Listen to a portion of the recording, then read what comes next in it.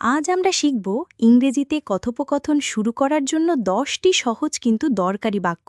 স্কুলে, অফিসে কিংবা বন্ধুর সঙ্গে যে কোনো জায়গায় আপনি এগুলো ব্যবহার করতে পারবেন। চলুন শুরু করি।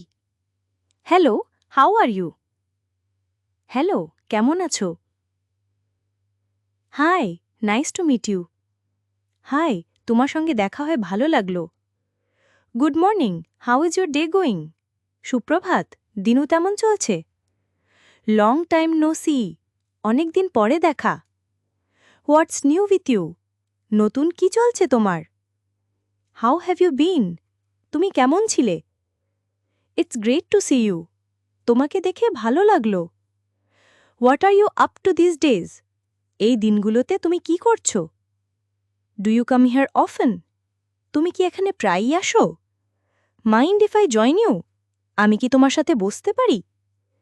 এই বাক্যগুলো কিন্তু কাজে লাগবে, তাই চাইলে এখনই একটা স্ক্রিনশট রেখে দিন, পরে কাজে দেবে। আর আপনি ইংরেজিতে কি শিখতে চান সেটাও একবার জানিয়ে দিন কমেন্টে। আপনার জন্য পরের কন্টেন্ট বানানো তখন আরও সহজ হবে। ভালো থাকবেন, শিখতে থাকুন।